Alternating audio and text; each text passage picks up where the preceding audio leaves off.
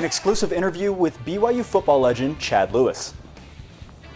BYU football shook up its schedule and has some new opponents in the coming years. The BYU women's soccer team starts the weekend off with a shutout in Southern California. I'm Blake O'Rulian. And I'm Paul Swenson, and it's time for SportsLine.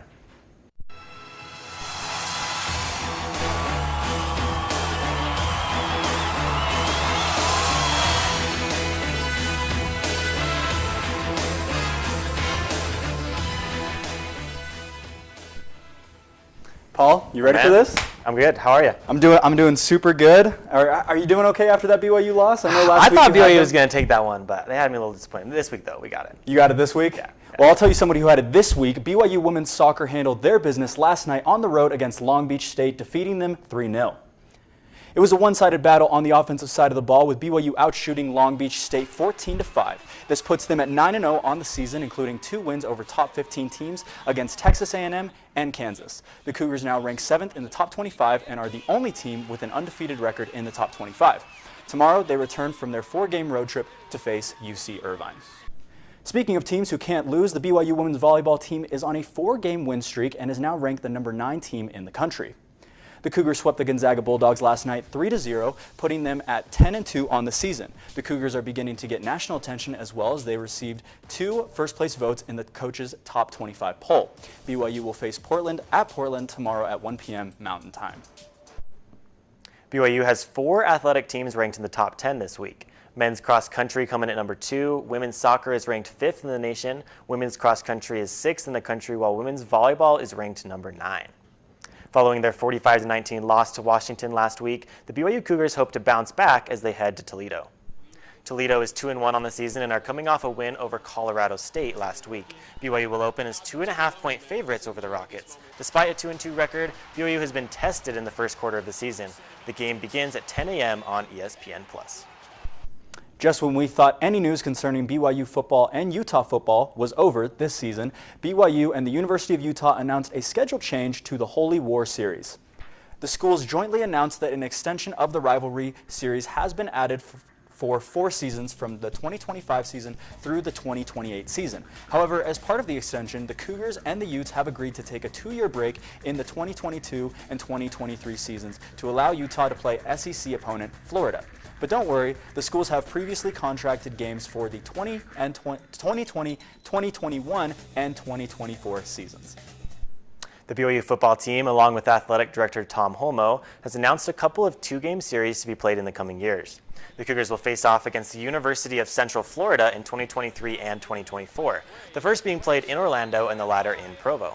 Also, the Cougs will visit graduate transfer Emmanuel Esukpa's alma mater when they face Rice University in 2023 and 2025.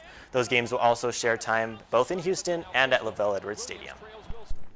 As a player, BYU fan favorite Chad Lewis was known for his spectacular one-handed catches and athletic hurdles over incoming defenders.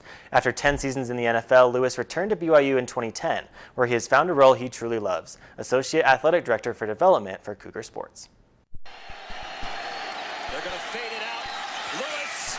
From walk-on to superstar, former Cougar tight end Chad Lewis relishes his time as a BYU football player.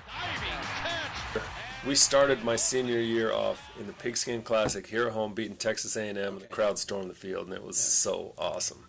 After playing his last season with the Cougars in 1996, Lewis enjoyed a 10-year career in the NFL until 2006.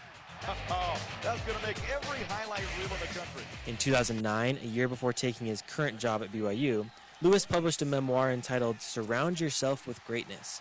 In the book, Lewis credits much of his life's success to the people who've helped him along the way, including BYU athletic director Tom Holmoe, who offered him a role with the Cougars in 2010. What a catch! One of the best things that ever happened to me. I'm so grateful that Tom brought me back. I didn't necessarily want BYU to become a job, but it's become way, way more than a job. Like, I love BYU. I love the people that I get to work with. Touchdown! What a catch by Lewis! As Associate Athletic Director for Development, Lewis does fundraising with the athletic department, a role that's introduced him to the great people who help make BYU sports possible. Both people who have given BYU athletics great gifts and people who love the program, who want to help, who have an interest and capacity. That's the quality of people that we get to work with. Incredible people who have devoted their life to great causes. Lewis loves the opportunities BYU gets to play on the national stage and can be found cheering on the Cougars as well as his Philadelphia Eagles each weekend. BYU golfer Alicia Mateo led the Cougars in a comeback win this weekend in Idaho. A second-place finish at the Coeur d'Alene was not easily earned. Sophomore Mateo put the team on her back and fired a team-best score in the final round. 3 other Cougs finished in the top 20 overall, and the team gets ready for their next outing in Washington in October. The semester is starting, the fall sports season is kicking off, and so is BYU intramurals. The intramural soccer season started a week ago, and there's already some good competition. Team What and the Wild Stallions played each other Wednesday night, coming off wins last week. It was a close game with both teams scoring in the first half and the goalies coming up with some big saves. But ultimately, the Wild Stallions came out on top, scoring their second goal in the second half. And if you're looking to relive your glory days as an athlete or just want to have some fun, check out BYU Intramurals. BYU is offering a new student wellness class called BAR. BAR is a low-impact workout that incorporates movement from ballet, Pilates, and yoga. Instructor Cami Ray says to not let that intimidate you from taking the class. She explains you can nix the pink tights and black leotard and just come and enjoy moving your body. Students of all dance levels learn the basics of ballet while working muscle groups that they do not normally work in a dance cardio class. BAR will be available next semester for BYU students. And for anyone interested who is not a BYU student, there are BAR classes available in the community. Playing football is hard. Scoring a touchdown is hard. Doing both blind, not a problem for one teenager. Mark Dembski has the story. At age 13, Jason Bracey isn't afraid of much, let alone playing football with his teammates. Any hit is a blindside hit to him, you know what I mean? Jason is totally blind as a result of retinal cancer at the age of 7. And while his sight was taken away, his love and desire to play football only grew. So I called 5 different teams, and all 5 said I can't play. She's been blowing my phone up, like I said. Modesto Raiders youth football coach David Nichols didn't want to tell Jason no, so he invited father and son to come give it a try. Jason Sr. directs his son on the field using a microphone and a speaker inside his son's helmet. Once the play starts, forward, straight to your right, and he picks up most of it just listening. He can tell which way the play is going. But this past Saturday, with his team 5 yards away from a touchdown, the play they called was for Jason. We've been trying to figure out how to get in the end zone forever. Hut, he gets the ball, line stays tight, they kind of form a wedge. It's like a wall, and he can hide right behind there, and it worked. First time we used it, man, it was beautiful. He's in! Touchdown! And where my teammates said to spike the ball, so I did that, and the feeling I had was great because that's my first touchdown in my first year playing football. It was probably one of the greatest feelings I've had in my life. It was great, man. I don't know how to explain it any more than that. Isn't stopping with his big score. He's already told his coach he wants to throw a touchdown pass and make a sack. The BYU hockey bandwagon is growing. Just loud and rambunctious and really what you kind of hope for out of a sporting event, especially at a university. What is causing an increase in attendance on the ice? Arms up underneath of it and just lifted. A high school athlete is making plays off of the field. Stars of the Super Bowl halftime show have been announced. I will show you what the fans are saying. 1 in 3 adults has pre-diabetes. 1 in 3. That means it could be you, your favorite brother, your other brother, you, your football buddy, your football buddy, you, the boss, the boss's boss. If 1 in 3 adults has pre-diabetes, that means it could be you, your barber, your barber's barber. Nice work. Thanks. You, your plumber, Breathe right into your foot. your plumber's masseuse. Yes. You, your dog walker, On your left. your cat jogger. Or you, your co-pilot, your co-pilot's co-pilot. While 1 in 3 adults has pre-diabetes, with early diagnosis, pre-diabetes can be reversed. Take the risk test at doihaveprediabetes.org to know where you stand. World superstars J-Lo and Shakira will be performing in next year's Super Bowl, and people in both the worlds of sporting and music have been going crazy. Here's Hayden Wallace to take us through the social media reaction to the announcement. Hayden, what's everyone been saying? Well, they can pull. Everyone has been freaking out about the news. People all over social media just cannot contain the excitement. I feel like people are even more excited about who will be performing rather than the actual game itself.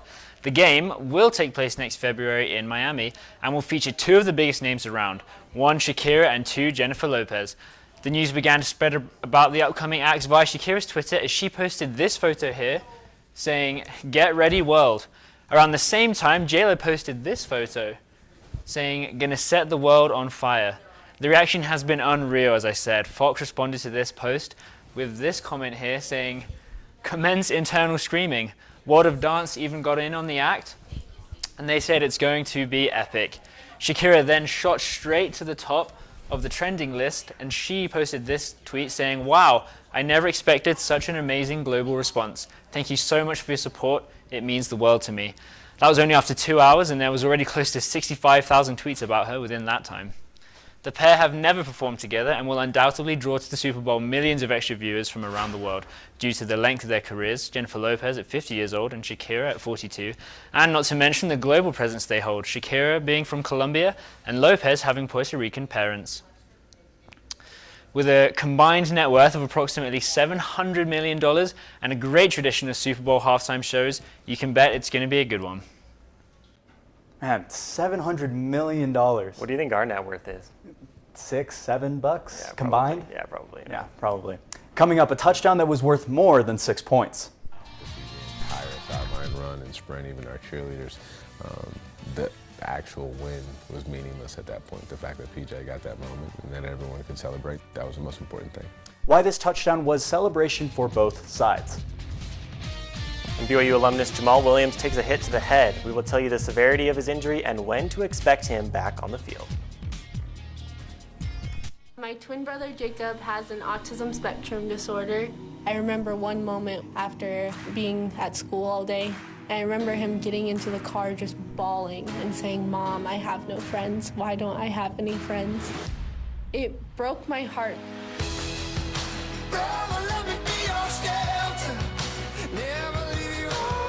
That was the moment when I realized that I needed to do something about this. I needed to make a difference in his life. And I knew that if I could help him find a friend, I could help teach other people that including people with differences is the right thing to do.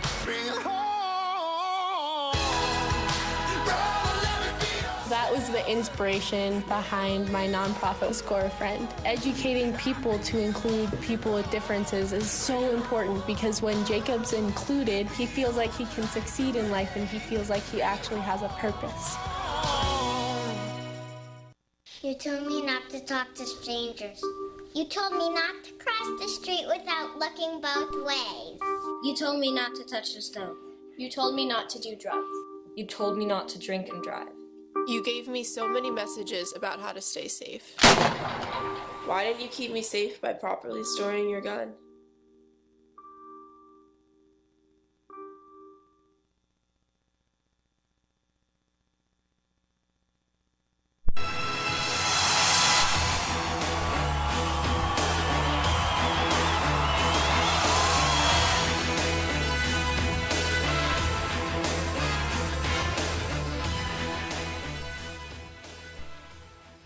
Real Salt Lake battled against the LA Galaxy this week at Rio Tinto in a match with playoff implications.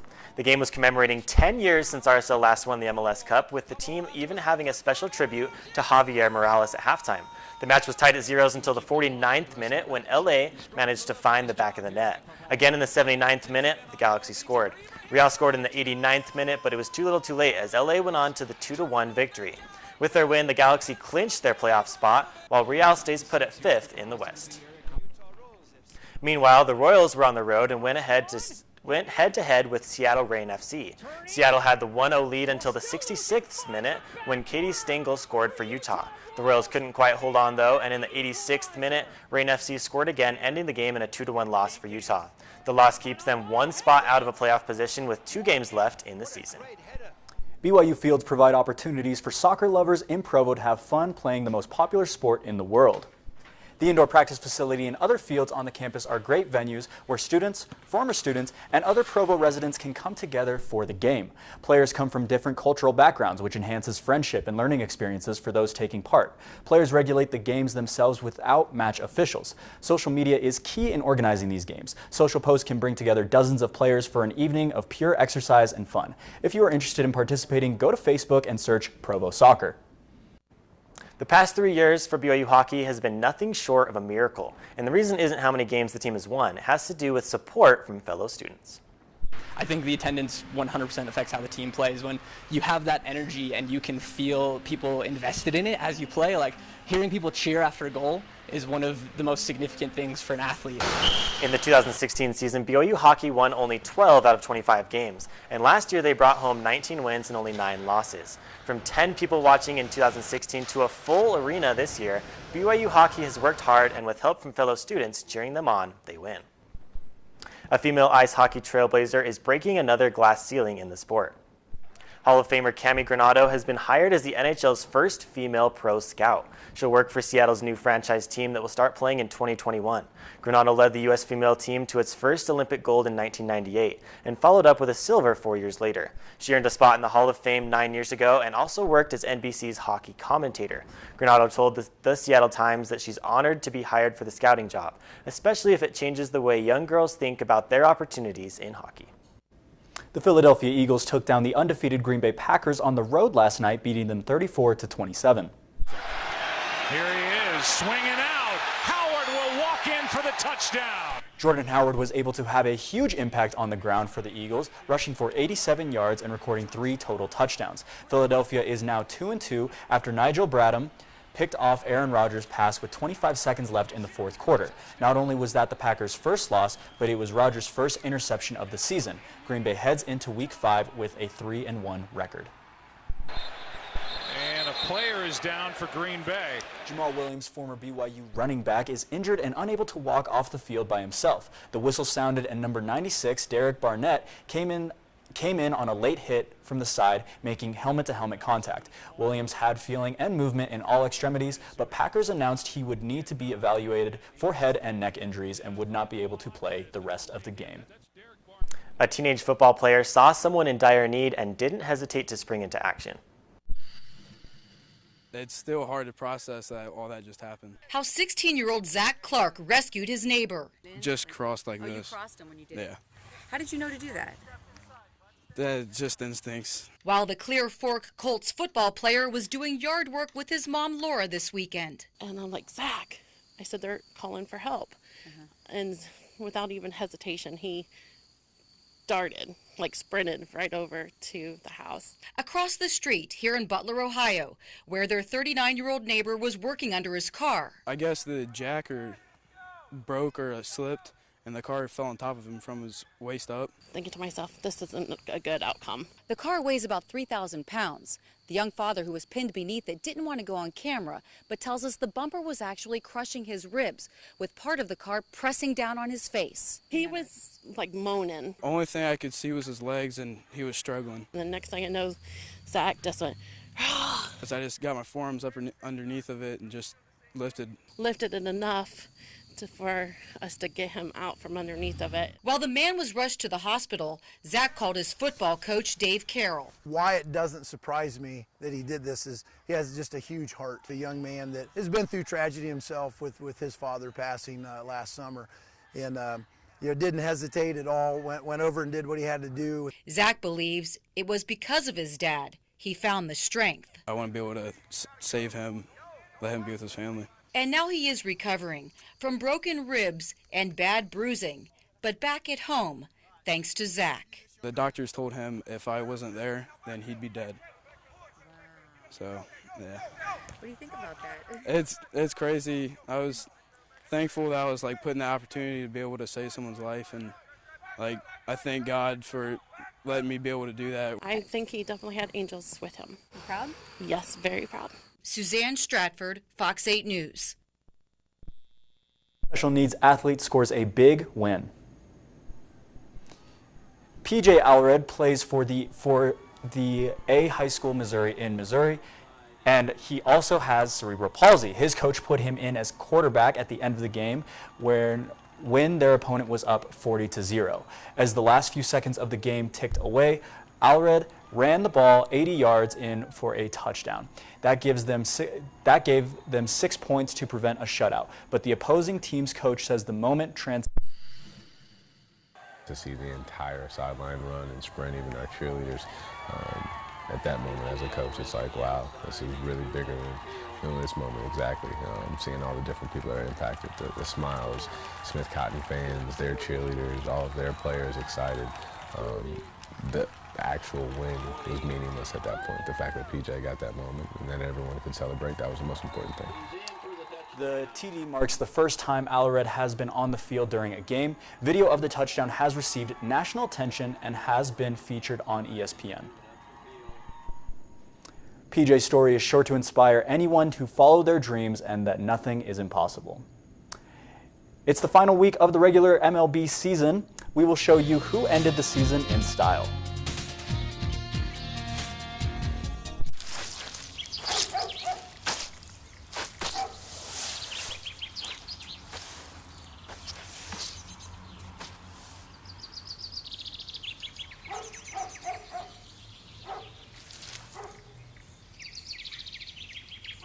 Hi. Hi. Patience. Pass it on. A message from the Foundation for a Better Life. My mother was always very familiar with her neighborhood, but one day she stopped at the stop sign for much longer than usual, and she didn't know whether she should go forward or turn, and she wasn't even really sure where she was at. It was very unsettling for her. I felt so much better after my son told me, Mom, I don't want you to worry or be afraid. I'll be there for you and we'll figure it out.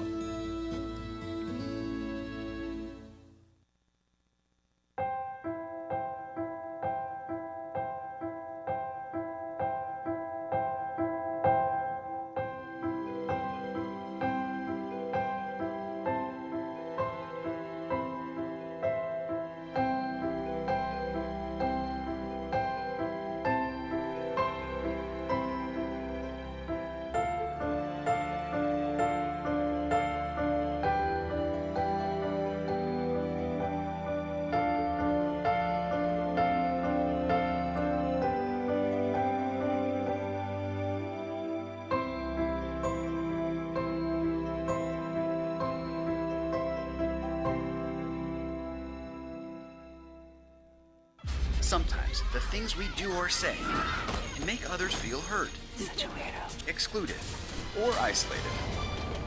Everything you say and do creates an impact. How am I supposed to save the whole world? You can't think about saving the world.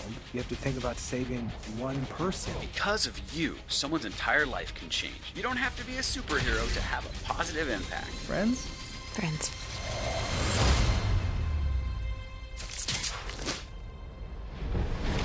There are 16 million children struggling with hunger in America. This is a serious problem, but one we can solve. Visit feedingamerica.org to help. Together we can solve hunger. Together we're feeding America. It's that time again. Here are your top plays of the week. Philadelphia Phillies outfielder Adam Halsey snatches a home run from Washington Nationals with this last-second catch.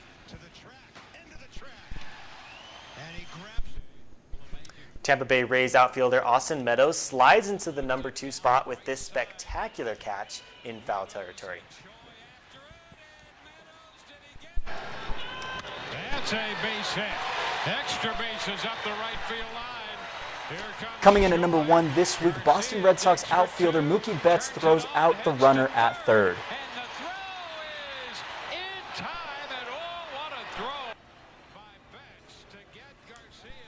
All right, it's my favorite time of the week. It's time for this week's matchups. Last week we talked about BYU and Washington. This week we're talking about BYU and Toledo.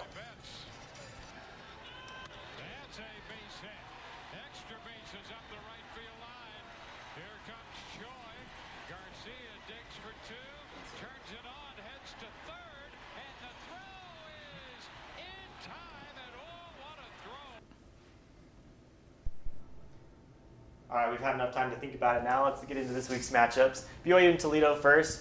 Last week, I thought that BYU was going to get the win over Washington, but they weren't able to hold it down. What do you guys think, BYU-Toledo? I think that BYU is actually going to be able to pull this one out this week. They've faced 4 really tough opponents to start off the season. They're going to come in hard and they're going to come in fast, and I'm really excited to see how they play against these guys. You guys know me. You know where I'm going. I love just to go for the devil's advocate pitch. I think Toledo are going to win. I think BYU just tired. They've had some really tough games already, and it's kind of gets them the Tyson injury. So I'm a little nervous for this game. I think that BYU is usually strong on defense against the run, but Toledo has a really good run offense, and BYU has struggled a little bit defending the run. Like, they just got ran all over against Washington. I'm scared, but I think BYU is going to get the win. So, I don't know. We'll see what happens. Another matchup we want to talk about is USC and Washington, 2 teams that BYU's played already. What do you guys think? Yeah, like you said, the common ground there is BYU, and obviously the more obvious win was Washington's win, beating BYU by, I believe, 26 points. So I'm going to go with Washington on this one. I think their offense is just too good. Yeah, I mean, you already know where I'm going. You already know. I love a good underdog win, and so on paper, probably Washington, but I got to go for USC just because it would be awesome if they did win. I got to go with Blake. I think Washington's going to take this one. They looked really impressive against BYU. So let's take a look at what's going on this week in BYU sports. Football plays their second road game of the season tomorrow morning against Toledo. Women's soccer looks to continue their 9-game winning streak tomorrow night at home against UC Irvine. Women's volleyball plays their second road and conference game of this week as they travel to face Portland tomorrow afternoon. Softball begins their season at home tonight against Snow College, and men's golf begins their season at William H. Tucker Invitational, which teed off less than 30 minutes ago and will run through Saturday.